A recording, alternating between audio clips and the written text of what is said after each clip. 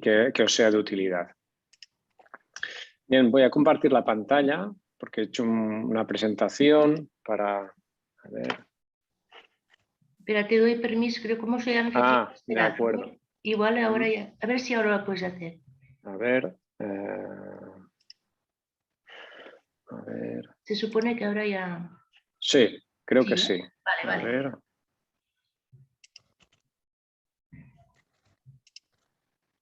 ¿La veis? Sí. Perfecto. Bueno, a ver. ¿Sí? ¿La continuáis viendo?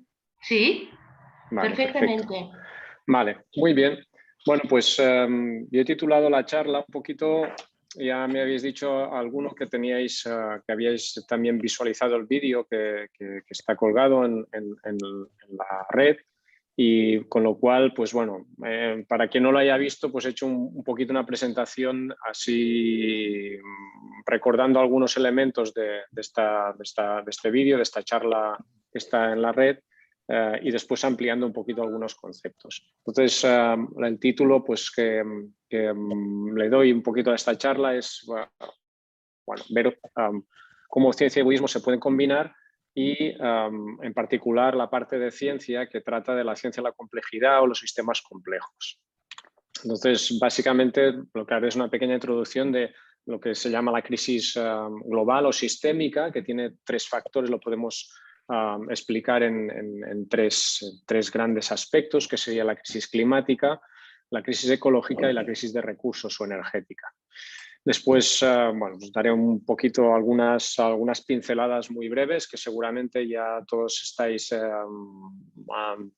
más o menos informados, y por lo que habéis comentado tenéis mucha información sobre estos aspectos. Daré algunos datos rápidos. Después ya entraré un poquito más en la parte de qué nos aporta el budismo ante el cambio climático, el cambio necesario para afrontar estas crisis, o sea, un cambio de paradigma a tres niveles: a nivel colectivo, individual e interno. Y después cómo la ciencia de la complejidad nos puede ayudar teniendo en cuenta, viendo desde otro ángulo, conceptos budistas que ya son muy prácticos. Finalmente acabaré con unas conclusiones. La idea de esta charla también es que no sea una charla muy larga, que os exprese básicamente algunos puntos para generar debate, para después ir profundizando durante el debate. Por lo tanto, tampoco no entraré mucho en detalle. Bueno, empecemos pues con las tres crisis, ¿no? Tenemos primero la emergencia climática, y en esto últimamente en las noticias ha habido mucho revuelo también y mucha información, sobre todo por la COP26, ¿no? En Glasgow, en donde pues, los gobiernos del mundo se han reunido y han intentado tomar medidas con los resultados que ya sabemos los que son, que han sido, digamos, que los esperables, pero no los suficientes. Entonces está el panel de Naciones Unidas, que es el panel internacional para el cambio climático, IPCC, de las siglas en inglés, que nos habla de los diferentes efectos que tiene el cambio climático de origen antropogénico, básicamente en ecosistemas, en fenómenos climáticos externos, que estos impactos no afectan solo a los países más pobres, aunque los afectan más fuertemente, que tiene impactos que se derivan en producción de alimentos, en recursos hídricos, en pérdida de biodiversidad, y que afecta pues, a puntos a gran escala y fenómenos singulares, sobre todo, por ejemplo, y también esto es muy conocido, los ecosistemas coralinos, los ecosistemas árticos, etcétera, y los impactos que tendrá, por ejemplo, la subida del nivel del mar en toda la población, que es un tanto por ciento muy elevado mundial, que vive cerca de los mares. En este sentido, pues se plantean la reducción de gases de efecto invernadero, en particular las emisiones de CO2, y por ello se plantea pasar de una economía que se llama la actual economía fósil a una economía basada en recursos no fósiles, y todo lo que implica toda esta transición verde o transición ecológica en los diferentes estados y a nivel incluso pues, de Europa, a la Comisión Europea, etc. ¿Qué implica esto? Esto implica a largo plazo una nueva socioeconomía que depende de cómo la enfoquemos, enfoquemos, pues puede ser una nueva socioeconomía donde donde teníamos fósil, poner renovable. Esto es una de las tendencias que hay actualmente, de hecho la dominante en el actual sistema político actual.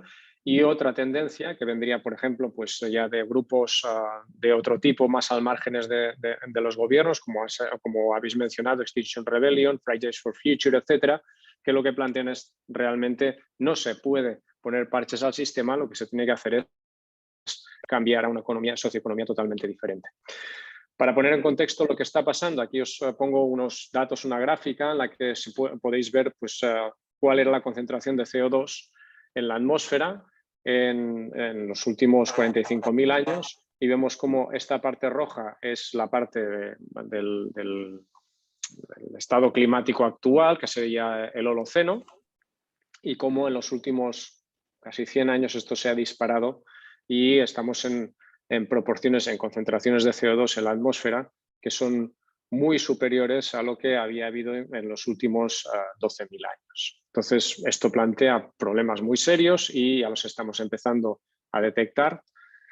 Básicamente, por lo que afecta a el calentamiento global y los fenómenos climáticos. Pero paralelamente a esto, lo que estamos haciendo también es una actuación, este desarrollo socioeconómico, lo que está produciendo es un impacto cada vez más grande sobre los ecosistemas. Aquí os presento también una figura que está representada en esta forma de S al revés, que esto sería un ciclo, bueno, en física se conoce como un ciclo de histéresis. Lo que significa esta gráfica es que tenemos que vamos deteriorando los sistemas. El área más verde, más oscuro, sería el tanto por ciento de ecosistemas afectados de manera irreversible en el planeta. Y vemos cómo van creciendo a medida que vamos avanzando en el tiempo. En este artículo científico, que es un artículo de revisión, que era desde el año 2012, ya tiene casi 10 años, nos decía que tan pronto como el 2045, cuando el tanto por ciento de ecosistemas afectados de manera irreversible superase el 50%, todos los ecosistemas del planeta tendrían una transición crítica irreversible a un estado que no se sabía cuál era. Esto quiere decir que nos introduce a un sistema, a una situación de gran incertidumbre con todo lo que eso conlleva. Después han venido más artículos en diversas revistas de alto impacto, de mucha difusión, como que pues, el cambio climático además se añada a este impacto ecosistémico por influencia no directamente del clima, sino de actividades humanas sobre los ecosistemas, que dice que la huella del cambio climático ya se extiende desde la parte genética de los organismos hasta los biomas, es decir, aquellos ecosistemas particulares, hasta incluso a los humanos mismos. También nos están diciendo también en artículos más recientes que se producen lo que se llaman cambios de regímenes en el comportamiento de los grandes ecosistemas. ¿Y eso qué quiere decir? Que están habiendo cambios de comportamiento de las funcionalidades, de cómo funcionan estos ecosistemas de una manera muy rápida y de una manera muy brusca. Y siguiendo en estas líneas, ya un artículo del año pasado lo que nos decía es que precisamente estos cambios se van a ir acelerando a medida que el cambio climático vaya avanzando, con lo que esto va a tener consecuencias dramáticas. ¿Qué implica esto? Pues de entrada una futura incapacidad para reducir el hambre del mundo. No solo eso, sino que es previsible que hayan problemas, y de hecho la FAO mismo, la Organización de Naciones Unidas que estudia la producción de alimentos, nos está ya preocupada por cuestiones de lo que se llama seguridad alimentaria, que es decir, la provisión de alimentos segura para todos los humanos en el planeta. Y eso significa pues, que esta seguridad alimentaria puede ir extendiéndose no solo en las zonas donde ya es endémica, sino a otras zonas, incluso llegar a zonas del primer mundo. Unido a esto, o como la causa de esto, viene a ser un incremento de la agricultura industrial y intensiva. Aquí hay un representante de permacultura, con lo cual aquí puede hablar mucho más que yo en este sentido. Entre otras cosas, lo que fomenta la agricultura industrial es la degradación del suelo cultivable y un uso intensivo de pesticidas, fertilizantes y de agua, con lo que esto lo que produce es un deterioramiento ecosistémico general. ¿Cómo se observa esto? Debido al uso de los pesticidas, por ejemplo, se observan cambios en la población de insectos, sobre todo los importantes para nuestra alimentación serían las abejas, que afectarán de manera muy seria a la producción agrícola mundial. Se degrada no solo por agotamiento de acuíferos, sino por contaminación del agua, pues el acceso a agua dulce. Y debido también a los incrementos de los eventos extremos, pues se prevé que haya un descenso de la producción de grano a nivel mundial, entre un 20 y un 40% en estimaciones conservadoras. Pero unido a todo esto, ya he comentado justo en la otra transparencia que lo que teníamos es una situación de uso intensivo, incremento de consumo de energía en la agricultura.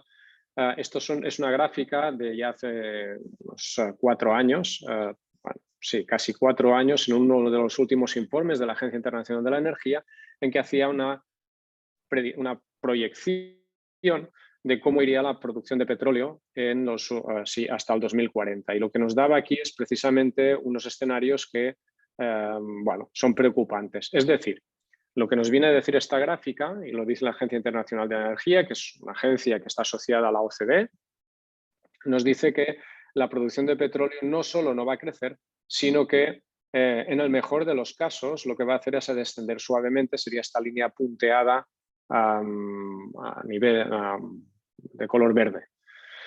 Si no hay inversión, pues lo que hay no es un descenso mucho más brusco como lo que están mostrando las líneas continuas.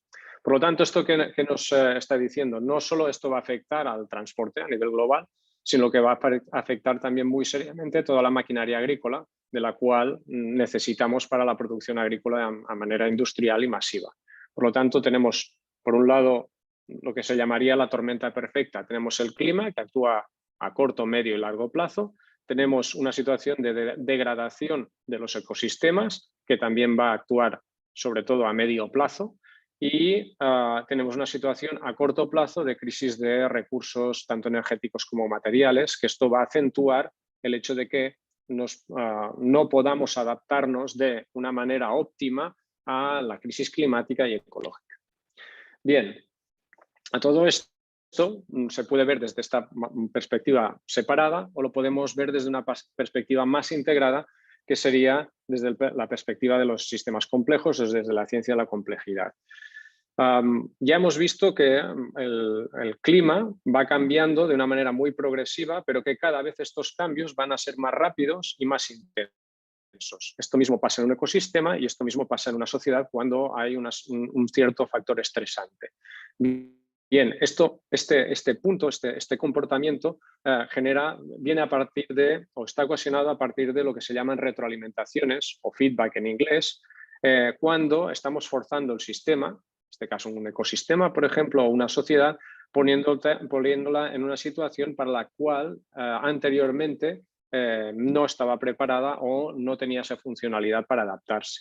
Y eso es lo que está pasando con la situación pues, de la crisis climática, de la crisis ecológica o de la crisis de recursos. Esto nos introduce ante una situación sistémica de todo el sistema, ante mucha incertidumbre. Es decir, cerca de esta transición, de fase de este cambio, lo que habíamos comentado, este cambio brusco de los ecosistemas, lo que pasa es que no podemos predecir, incluso a tiempos muy cortos, qué es lo que va a pasar. Por ejemplo, un ejemplo sería lo que pasaría, cuál va a ser la producción de alimento mundial de un año para otro. Sencillamente porque el clima se empieza a ser tan severo y hay tan poco acceso a los recursos, sean fósiles, por ejemplo, fertilizantes o pesticidas, que esto hace que, bueno, que no se pueda controlar esta producción y, por tanto, no se pueda predecir. Y esto afecta directamente a nuestro sistema socioeconómico, que necesita tener una fiabilidad de lo que va a pasar en el próximo día, la próxima semana, el próximo mes o el próximo año. ¿Qué es lo cómo afecta esto también indirectamente? Se afecta a lo que se llaman las propiedades emergentes. Es decir, un sistema complejo lo que tiene son un comportamiento, unas relaciones entre individuos o entre colectivos que lo que hacen es crear un comportamiento por encima de que una superestructura, digamos. Por ejemplo, tenemos el caso de los intercambios comerciales. Los intercambios comerciales a través de la moneda lo que hacen es la necesidad de crear un ente, que serían los bancos, que son los que organizan estas transacciones monetarias. ¿De acuerdo? En el momento en que hay una hiperinflación, la moneda empieza a perder valor y, por tanto, el papel de los bancos se pondría a poner en cuestión. ¿De acuerdo? Esta superestructura propiedad emergente deja de tener sentido o se debilita. ¿De acuerdo? Entonces, cuando sometemos el sistema a esta tensión, estas propiedades emergentes cambian y, de hecho, por efecto del cambio de estas condiciones, o también pueden cambiar, por ejemplo, por el comportamiento de los individuos. Supongamos que en un momento determinado nosotros decidimos que el dinero ya no vale nada. Dejamos de utilizar el dinero. Entonces, los bancos desaparecen de manera inmediata. ¿De acuerdo? Bien, para poner un ejemplo, aparte de los bancos, sería un ejemplo práctico de los animales que se conocen como eusociales, como por ejemplo las abejas o las hormigas. Estos animales eusociales, su comportamiento colectivo se puede entender solo con modelizando o simulando o entendiendo cómo son sus interacciones individuales. ¿De acuerdo? Por lo tanto, las interacciones individuales generan comportamientos colectivos más complejos que dan a estas propiedades emergentes. Por ejemplo, en el caso de las hormigas, las interacciones individuales construyen el nido o el hormiguero, pero ninguna de las hormigas tiene el plano del hormiguero individualmente. Sencillamente, sus interacciones son las que construyen el hormiguero. En el caso de las abejas, el panal, etc. Cambios en los comportamientos individuales ocasionan cambios en precisamente ese comportamiento colectivo y lo que deriva de ello. Un caso interesante es, por ejemplo, comparar los animales eusociales con los que son casi eusociales. Por ejemplo, las hormigas son animales que tienen un comportamiento eusocial, sociales, pero las cucarachas no. Se han hecho experimentos en los cuales se colocan unos sensores en las cucarachas que les dan esa interacción que les falta para convertirse en animales sociales. Bien, con esa interacción empiezan a comportarse como animales sociales. Por lo tanto, vemos que las interacciones individuales construyen los epifenómenos o lo que hay encima de los individuos y estos a su vez vuelven a modificarlo a lo que pasa con los individuos. Por tanto, es un comportamiento complejo, pero la acción individual, y esto es lo que quería insistir, es clave para precisamente lo que se construye desde abajo hacia arriba y después lo que revierte desde arriba hacia abajo otra vez. Y aquí es donde quiero hacer un poquito un puente entre lo que sería la ciencia y el budismo ante este futuro incierto debido a estas tres crisis. Primero, decir que la ciencia se ocupa de la esfera racional, de medidas empíricas y que trata de tomar una perspectiva independiente. Pero el futuro requiere transformaciones a todos los niveles, no solo racional. Y además pretende también, y en este sentido, pues aquí creo que es muy interesante, como ha comentado Joan, la visión filosófica, combinando acciones exteriores y cambios de visión. Y en este sentido, el budismo aporta una perspectiva complementaria a la ciencia, porque le da ese cambio de visión de la cual la ciencia quiere ser muy aséptica, es decir, desde su punto de vista de perspectiva independiente del observador. Precisamente el budismo se centra en el observador y pretende cambios individuales y de pensamiento. Entonces, para evitar el desastre colectivo al cual estas tres crisis nos conducen, hace falta, por lo tanto, un cambio radical en la manera de entender el mundo y tenemos que cambiar desde un punto de vista individualista, competitivo, centrado en lo material, a una visión que cambie al punto de vista de referencia y en el cual la vida sea colocada en el centro y punto focal de referencia. Para este cambio, por lo tanto, necesitamos un cambio sin precedentes en la historia de la humanidad. Y para eso necesitamos una transformación a 3 niveles. El colectivo, que es el más evidente, y aquí ahí está la organización social, a nivel individual, con acciones individuales, pero además un cambio interno o íntimo. Entonces, en este sentido, buscamos una visión alternativa. Y esta visión alternativa tiene que complementar la visión del ecologismo, que se centra básicamente en la protección de las especies y animales y vegetales, con esta visión budista de protección a la vida desde una parte emocional y de la parte, digamos, más interna y vivencial y emocional, que sería desde el punto del amor y la compasión. Es decir, de alguna manera arropar esta visión más racional, más objetiva, con una visión que pretenda dar un enfoque y complementar este enfoque racional con un enfoque más emocional. Por lo tanto, la filosofía y práctica budista se empatiza en este sentido esta comprensión racional, que entroncaría con la parte científica, pero lo complementaría con la parte de la práctica y la gestión emocional. Por lo tanto, lo que buscamos son cambios duraderos, y estos cambios duraderos necesitan, para que lo sean, experimentar aquello que hemos reflexionado para poder integrarlo en nuestra vida. Es decir, si solo reflexionamos y tenemos claro racionalmente algo, eso no es suficiente para impulsar cambios. Y eso lo he visto y lo continúo viendo yo cuando doy charlas de divulgación sobre el cambio climático. La gente, el espectador, entiende y racionalmente lo que está pasando y la gravedad de la situación. Pero me encuentro la mayoría de veces que en cuanto se van de la charla es muy difícil que hagan cambios efectivos en sus patrones de conducta y patrones de vida, porque sencillamente hay un flujo de información que emocionalmente les atrapa en esa actitud, digamos, de hacer las cosas como siempre. Por lo tanto, ¿qué tenemos? Tenemos, si lo ponemos en un esquema, una pirámide invertida, cognitiva. Tendríamos que está el individuo, después sobre el individuo se construye la sociedad, sobre esta sociedad necesita de ecosistema, pero se considera separada del ecosistema, y el ecosistema interacciona con el medio ambiente y con la sociedad. Cada uno tiene sus propias interacciones con su propio nivel, pero por debajo del individuo, en la visión actual, hay muy poca cosa. Hay ideas, pero hay unas ideas que redundan en base al individualismo y a la bondad, digamos, de la competitividad, y de decir que, bueno, y eso se basa en un hecho de que se asimila con que la naturaleza es, por ejemplo, una noción mal entendida de la ecología. La naturaleza o las especies se prolongan en el tiempo debido a la supervivencia del más apto. Esto se tiene que cambiar a una visión diferente, a una estructura diferente, y una propuesta de cambio de estructura filosófica sería centrarlo todo en la visión, en las ideas que tenemos, en cómo estamos viendo el mundo.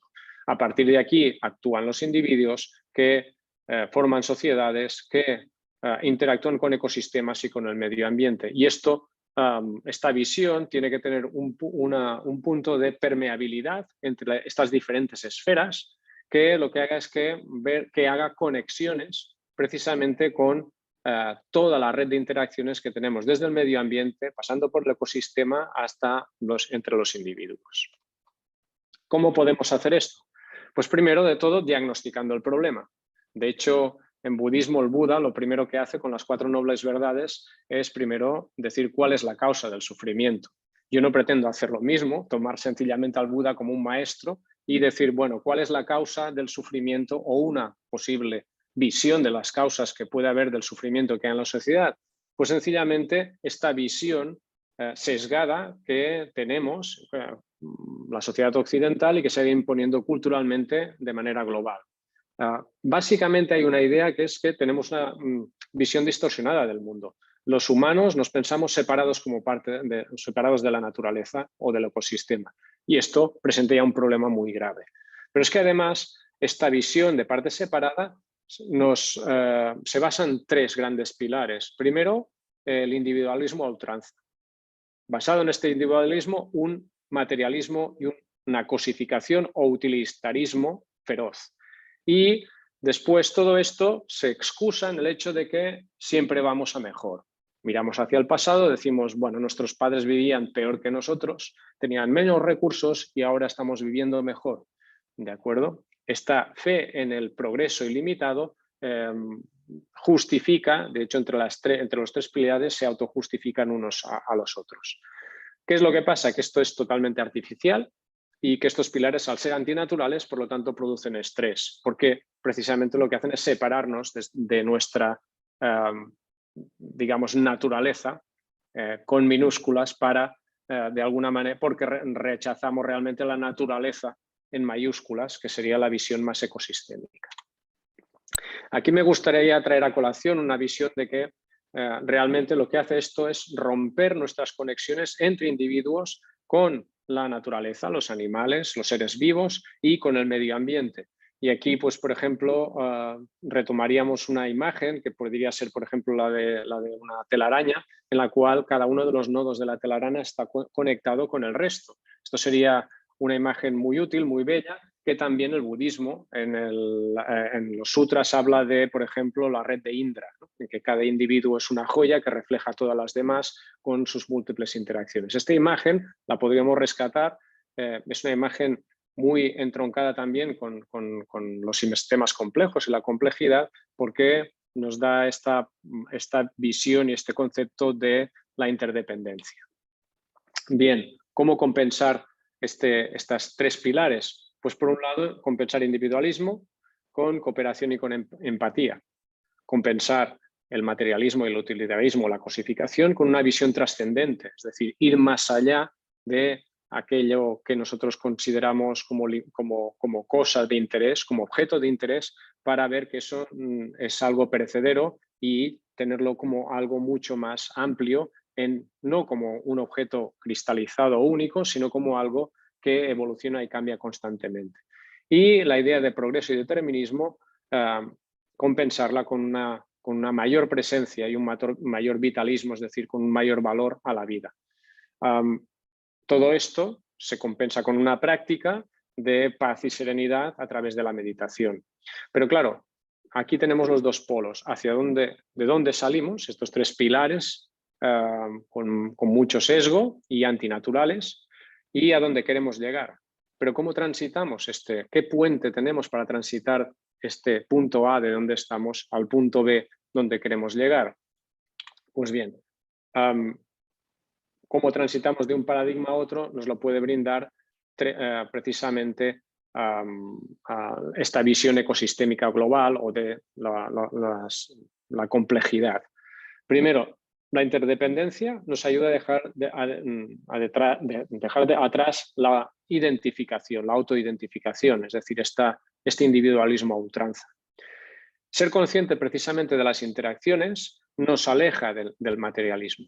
Y esta incertidumbre hacia el futuro, que es lo que nos hace que ahora precisamente haya muchas situaciones, incluso entre los jóvenes, cuando he hablado con gente de Extinction Rebellion, nos están llamando lo de la ansiedad climática, ¿no? O el hecho de que mucha gente joven, delante de la crisis climática, tienen crisis de ansiedad, porque ven un futuro muy negro. Pues bien, la idea sería ver este futuro negro, esta falta de perspectiva, esta falta de certidumbre hacia dónde vamos, como una oportunidad para centrarnos en el momento presente, que nos aleje precisamente de este pensar que el futuro siempre será mejor o que tiene que ser mejor. Y utilizar precisamente este estrés como barómetro de nuestro estado interno. Y para eso también necesitamos una gran flexibilidad ante los cambios, que van a ser muchos los que el cambio climático, la crisis ecológica y de recursos nos van a traer. Por lo tanto, ¿qué nos pueden aportar los sistemas complejos? ¿Qué herramientas desde el punto de vista de visión nos pueden aportar?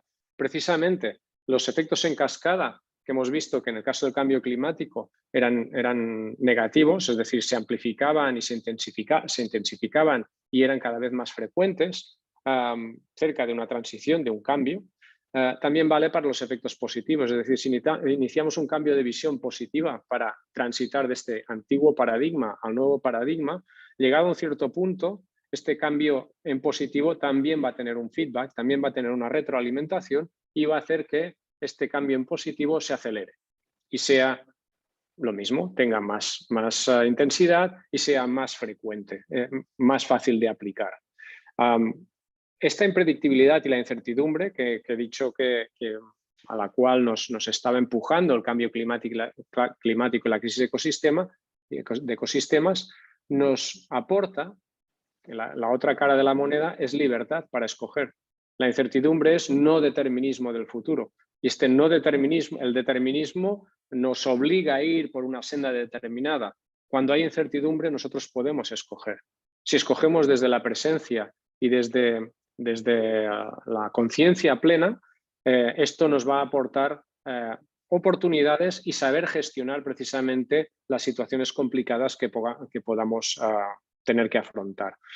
Y por lo tanto, también ser conscientes que estas retroalimentaciones que juegan en las dos direcciones, cuando empiezan a haber cambios a nivel individual, pero a nivel también colectivo, aunque sea pocos individuos, lo que hacen es también multiplicarse. Y por lo tanto, lo que nos están diciendo, al multiplicarse, lo que van a hacer es, a partir de un cierto punto, cambiar estas propiedades emergentes. Lo que he comentado, a partir de que hay un cierto número de individuos que deja de tener confianza en el dinero por hiperinflación, por ejemplo, o por mucha inflación, las bolsas caen y todo el sistema financiero se ve afectado. ¿De acuerdo? No tienen que ser muchísimos individuos, no tiene que ser todo el mundo. Tiene que ser una masa crítica suficiente, que no tiene por qué ser ni la mitad ni una cuarta parte, quizás mucho menos. ¿Eso qué quiere decir? Quiere decir que delante de los cambios que tenemos que afrontar, muchas veces el propio sistema nos conduce a la desesperanza. Es decir, el cambio es tan inmenso que es muy difícil llevarlo a cabo.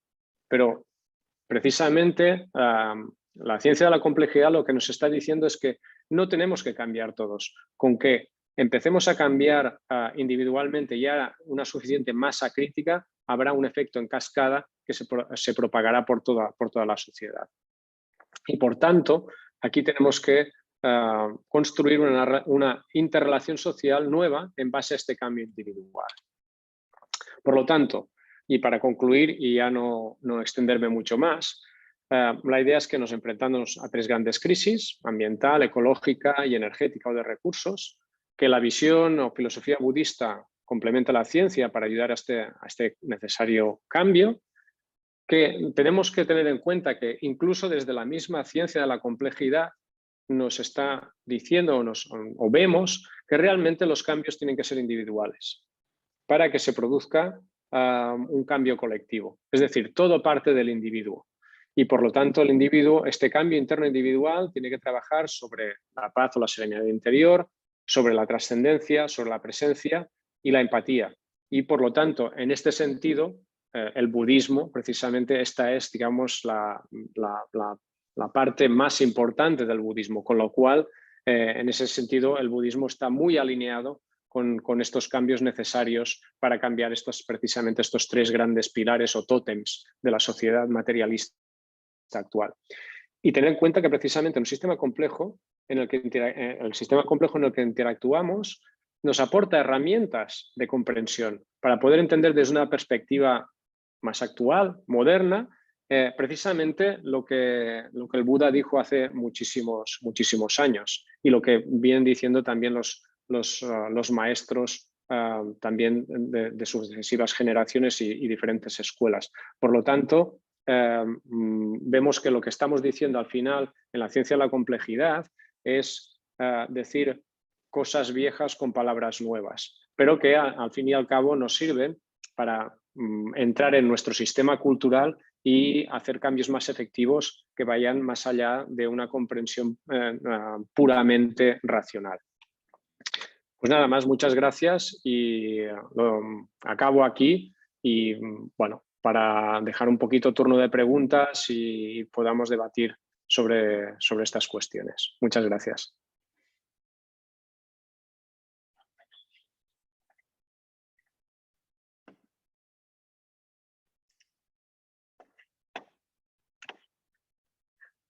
¿No se te oye, Montse?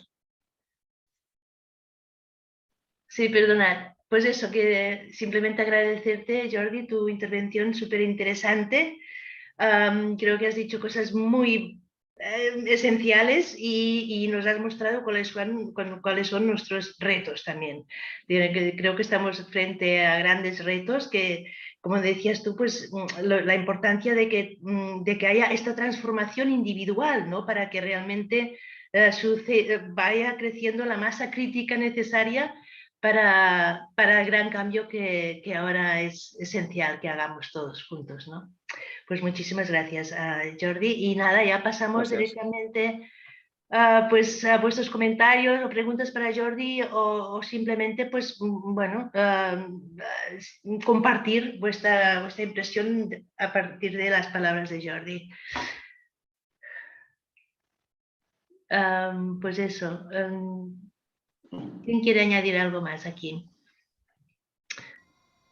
Y acordaros de activar el micro, que están todos apagados de momento. Llorenç, creo que vos digo alguna cosa. Pues venga, activa tu micro directamente. Vale. Gracias. Bueno, me ha gustado mucho, sobre todo, bueno, la parte del budismo y la interdependencia y la visión y todo esto ya la conozco también, practico desde hace algún tiempo. Pero esta parte de los sistemas complejos y tal me ha gustado mucho, porque no conocía tanto y así con el mundo de las abejas, de las hormigas y todo esto, muy interesante desde el punto de vista de abajo arriba, ¿no? Y de que nuestras acciones cambian el sistema, ¿no? Nuestras acciones pueden cambiar el sistema, ¿no? Eso es muy interesante de cara también a movimientos como Extinction Rebellion, en el que estamos varios aquí, etcétera, ¿no? Y bueno, sí que, por un lado, lo que dices de la individualidad, pero por otro lado, si no somos suficientes haciendo este cambio, o sea, tiene que ir creciendo, ¿no? O sea, ese cambio individual de visión ha de compartirse. Y aquí el gran reto es lo que decías tú, ¿no? De que aparte de compartirla, ¿qué hace que después de una conferencia se involucren, ¿no?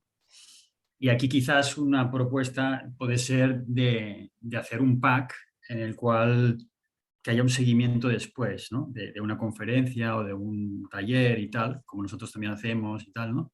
En el cual hay un pack en el que se ven las cosas que uno puede hacer respecto a la emergencia climática, ¿no?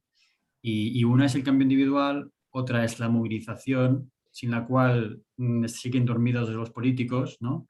Y luego, pues, bueno, sobre todo este cambio de visión, yo creo, ¿no? Animar esto y animar a una inteligencia colectiva, también a través de... Hay algo que estamos proponiendo que se llaman asambleas ciudadanas climáticas, que eso es una manera interesante porque, aunque no se medita allí, se debate con escucha activa, ¿no? Y bueno, solo como hacer un feedback para ayudar colectivamente a esto. Gracias. Jordi, ¿tienes alguna cosa que comentar? Sí, sí, no, en principio, bueno, estoy totalmente de acuerdo con lo que comenta Llorenç. Pero, y además, o sea, es verdad que o sea, desde el punto de vista del activismo se busca que crezca esta, digamos, que se expanda esta visión, y eso yo creo que también es fundamental, ¿no? Para el cambio. Pero también yo creo que hay una cuestión también desde el punto de vista de los sistemas complejos, es que el tiempo ahora corre a nuestro favor. Me explicaré. El tiempo corre a nuestro favor porque son épocas de cambio. Y entonces aquí va a haber dos vertientes. La vertiente populista o la vertiente realmente de cambio de paradigma. ¿De acuerdo? Se está dando, ya se está dando esto. Ahora se está ensayando, y históricamente también ha pasado, se está dando o enfatizando una cierta visión populista. Es decir, vamos a arreglar las cosas de la manera que se había hecho siempre, ¿de acuerdo? Que no ha funcionado nunca, pero que bueno, que es que tampoco no hay nada más, ¿no? Entonces, la otra visión es sí hay algo más y también ha estado ahí siempre, ¿de acuerdo? Entonces, eso yo creo que es importante y ahí hay una cuestión también de cómo se orienta el discurso, o lo que se llama en inglés, o la narrativa, ¿no? Que creo que aún está un poco verde en ese sentido, ¿no? Se tiene que ir construyendo. Incluso lo digo porque yo también tengo amigos periodistas y a veces pues, bueno, he hecho algunas contribuciones en televisión, etcétera, y está esta discusión de cómo transmitir este mensaje de una manera que la gente no caiga, porque tengo amigos, por ejemplo, que me dicen, no, bueno, es que está muy claro lo que dices, pero no hay nada a hacer, no hay solución. Entonces, este fatalismo conduce irremediablemente al populismo, porque ya que no hay nada a hacer, vamos a hacer lo mismo que hacíamos antes, pero más, ¿no? Entonces, como lo del rock and roll, ¿no? Entonces, pero claro, eso está visto en un punto de vista de desesperanza, de fatalismo, de depresivo, ¿no? Entonces, la cuestión es cómo enfocar esto desde una perspectiva diferente. Y para mí, la cuestión es precisamente el Dharma, el budismo, nos da una herramienta muy importante, es decir, la acción individual y lo que tú hagas es importante porque eso, lo que tú hagas más que lo que tú digas, va a causar un impacto, ¿no? Entonces, y hay una transformación primero individual y después eso va a permear. Entonces, muchas veces, y hablando con gente de Extinction Rebellion o de Fridays for Future, etcétera, también hay esta como sensación de urgencia y de surge el estrés, ¿no? No estamos cambiando lo suficientemente rápido. Entonces, eso a veces genera frustración. Yo creo que ahí tenemos que trabajar muchísimo desde ese punto de vista, ¿no?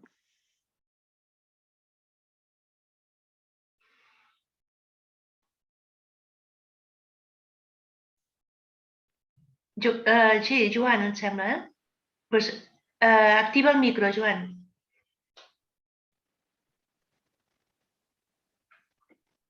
¿Sí?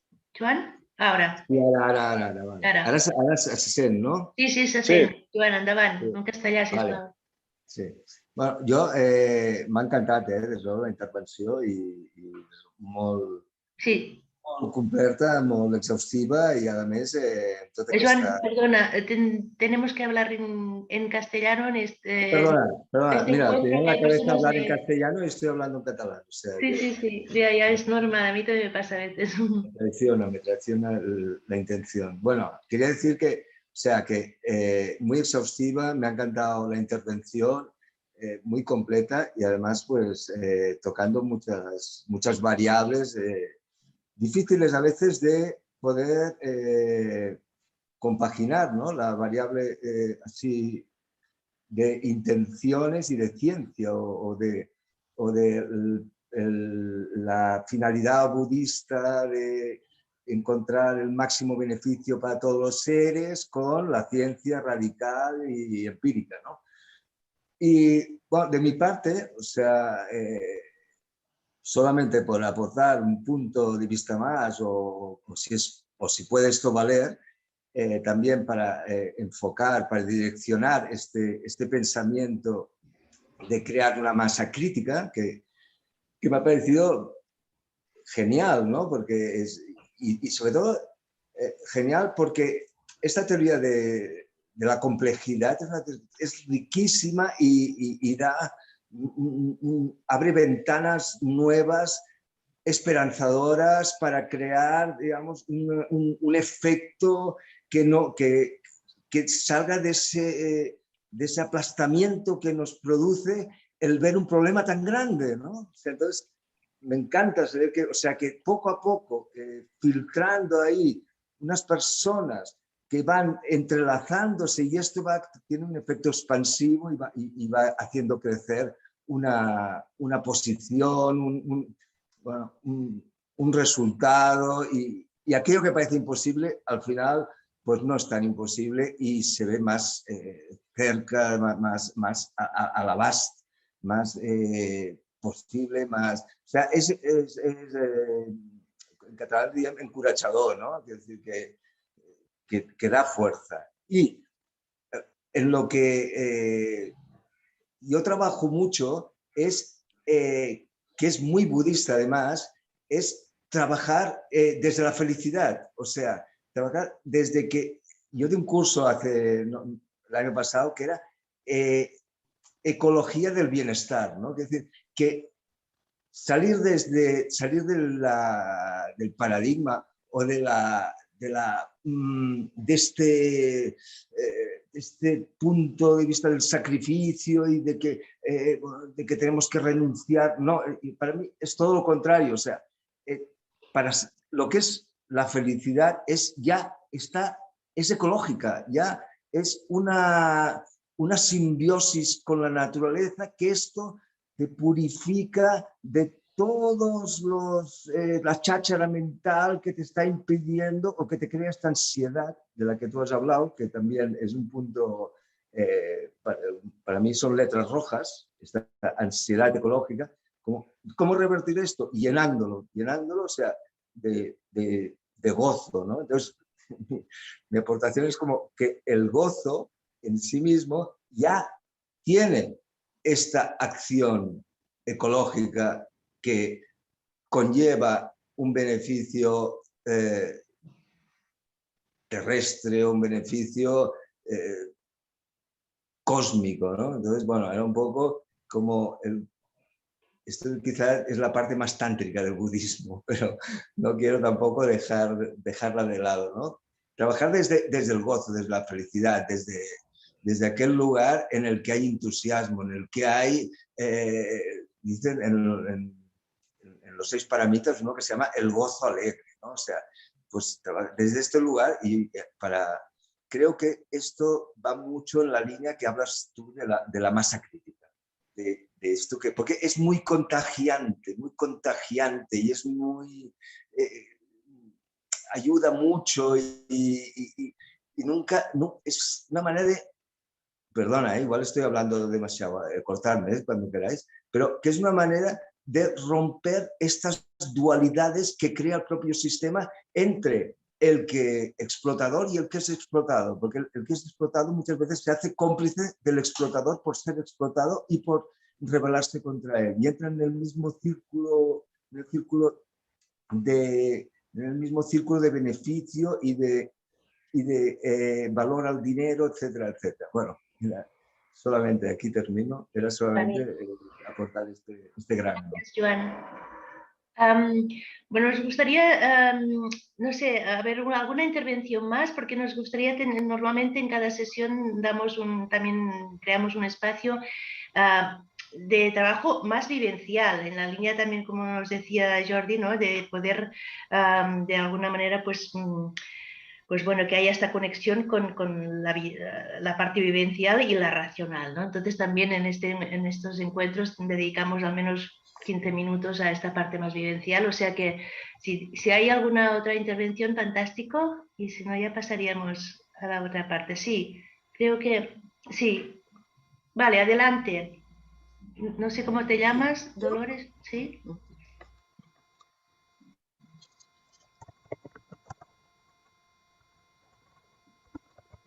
¿Sí? No sé si Lucy estaba queriendo decir algo. Sí, Sí.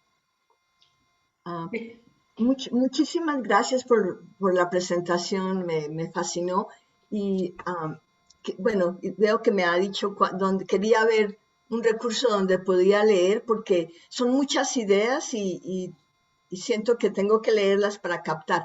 Y otra cosa que quería decir es, yo he estado interesada en el budismo desde hace muchos años, pero una de las cosas que siempre me ha detenido a participar más activamente ha sido que pienso, bueno, el cambio espiritual y muy bien, y el mundo se está entre tanto acabando, y como yo soy muy activa socialmente, siempre me ha gustado tratar de luchar por los cambios.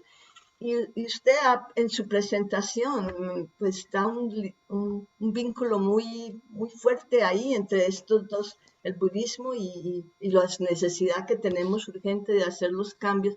Entonces quiero darle las gracias, muchas, muchas gracias.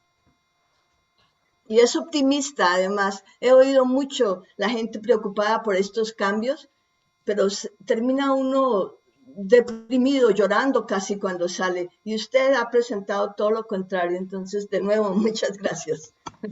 Gracias a ti, Lucy.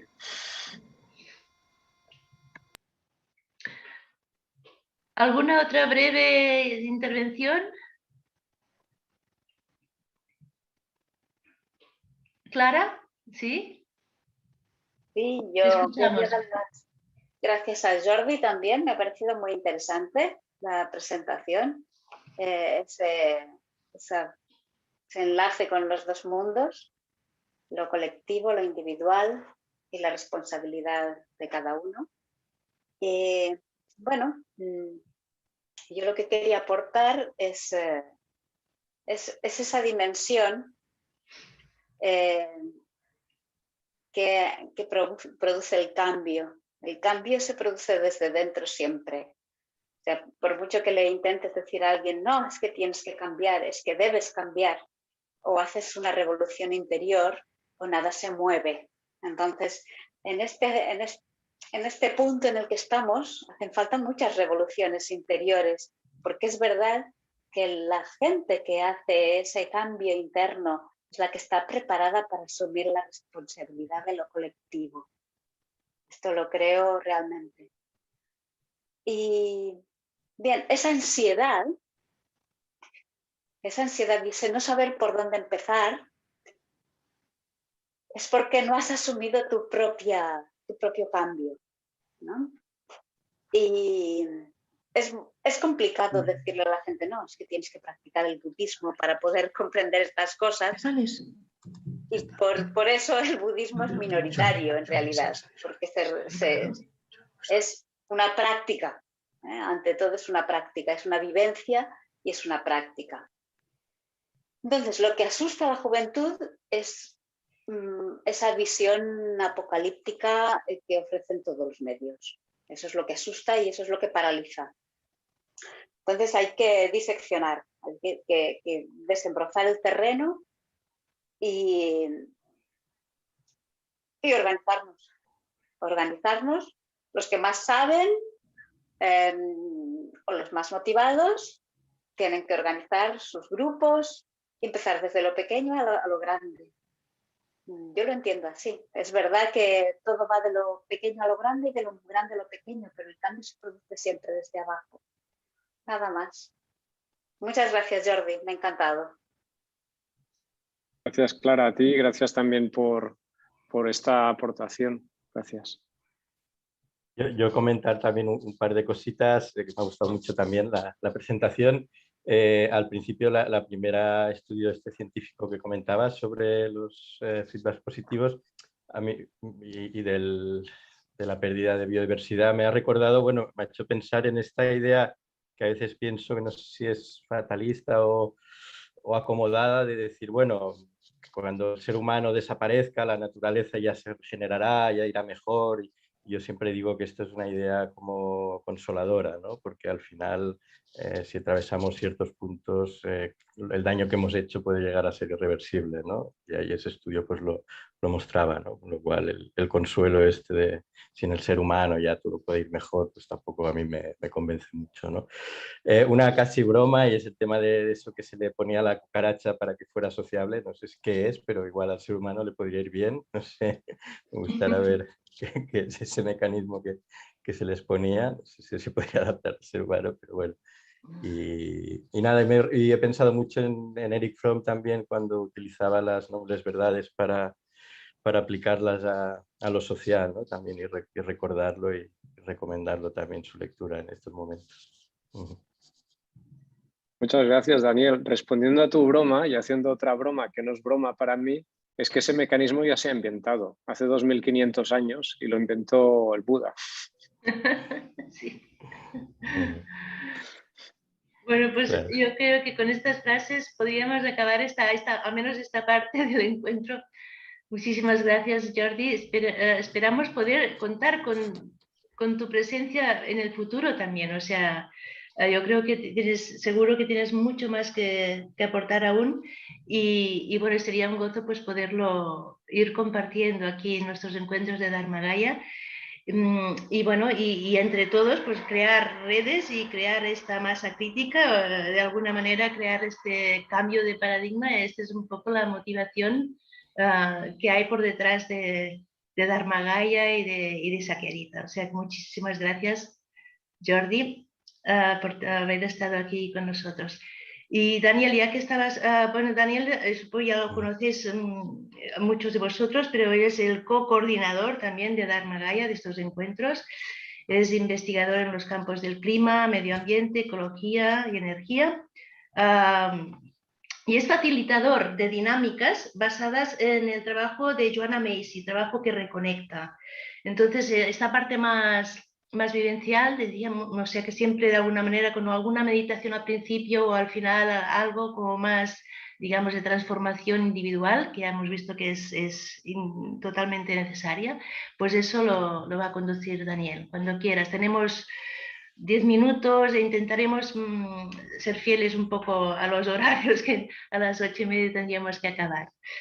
Pues Daniel, te paso la palabra. Vale, ahora entonces, gracias. Sí, el trabajo que reconectas, recordar siempre que es una metodología recomendada por el Dalai Lama y por muchos activistas como Naomi Klein y que se utiliza en los pues, movimientos ecologistas, en las ecoaldeas, en permacultura.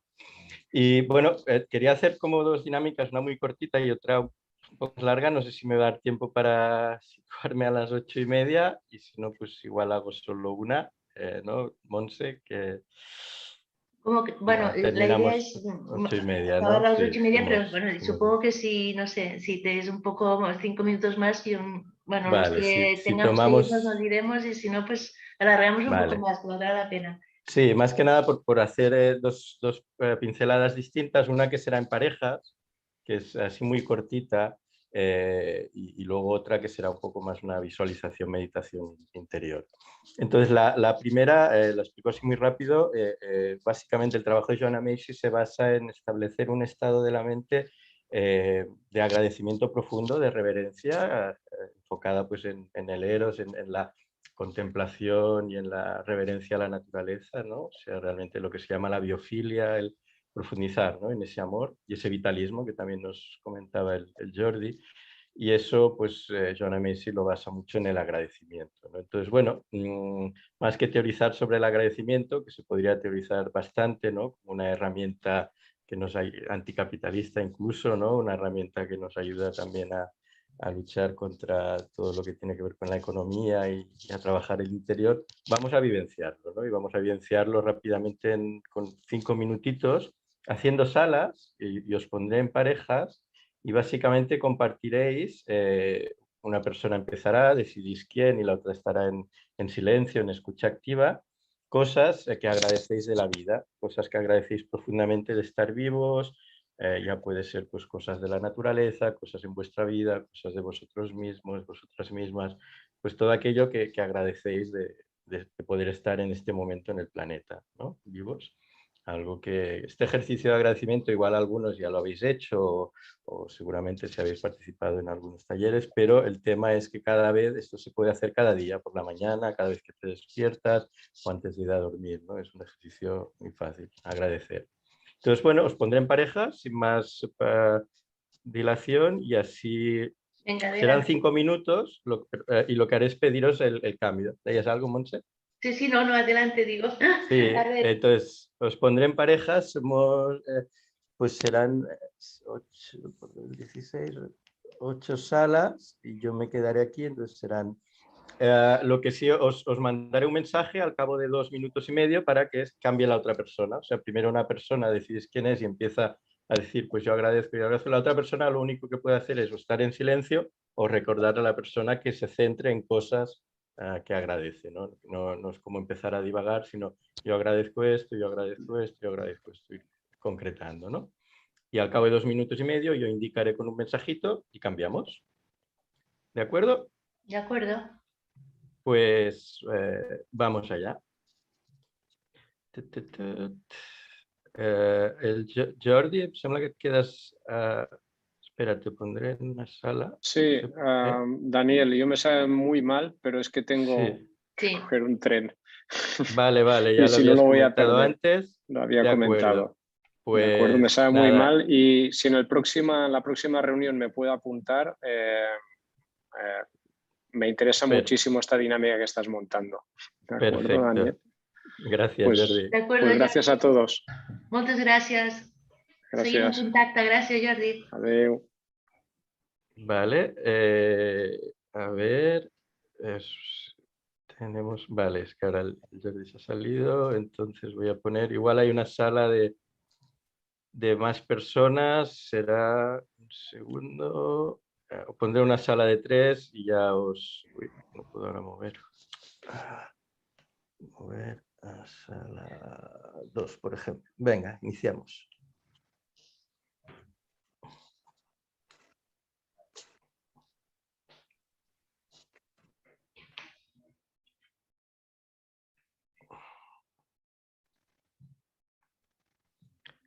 Montse, tu estàs com a hospedadora, no tens sala, però si vols entrar en alguna... No, ja està bé així, no cal que entri cap sala. Vale. A veure si no ha entrat la... Lídia, ¿tú entras? No entra, pues voy a mover a la sala 3 y ya está.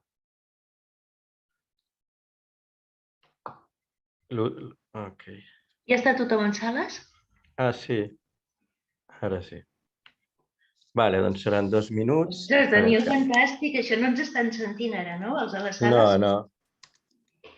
No. Espera, potser que...